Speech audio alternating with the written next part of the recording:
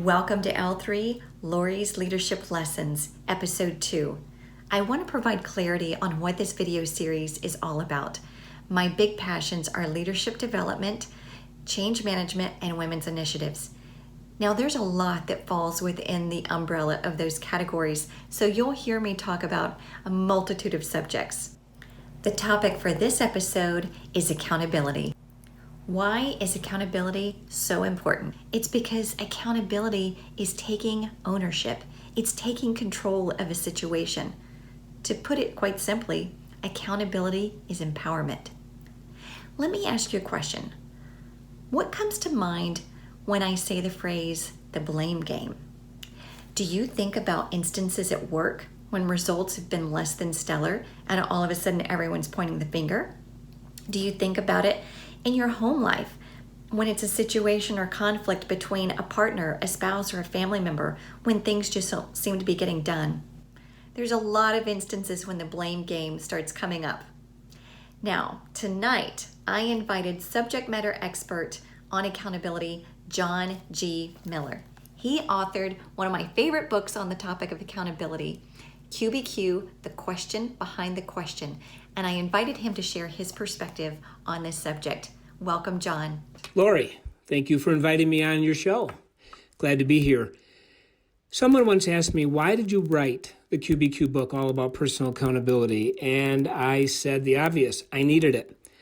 You see, the human temptation is to whine, blame, complain, point fingers, bemoan, criticize, attack others.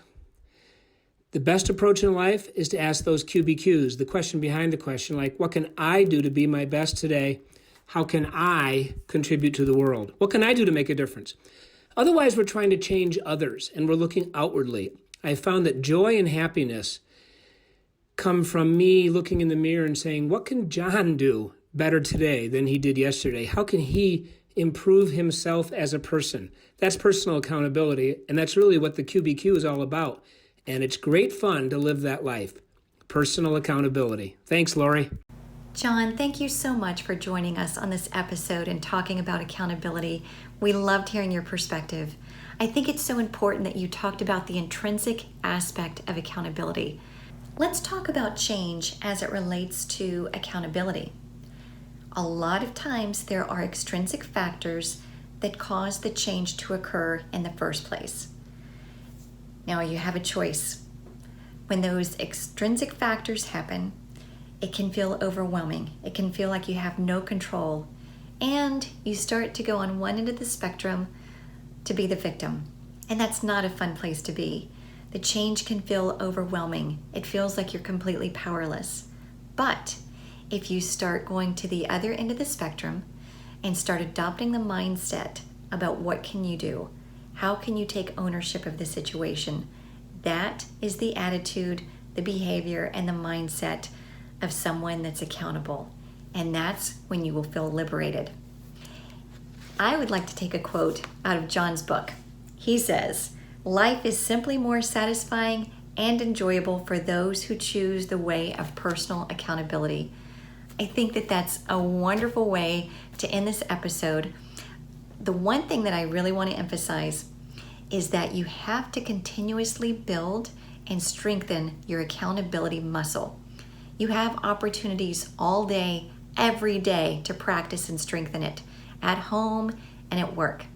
And as a matter of fact, if you didn't realize it, on Wednesday it was the 50th anniversary of Earth Day. The theme is climate action.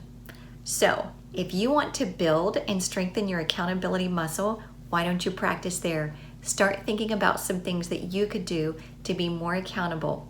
That's it for this episode, number 2 on accountability. I can't wait to see you for the next time on L3, Lori's Leadership Lessons.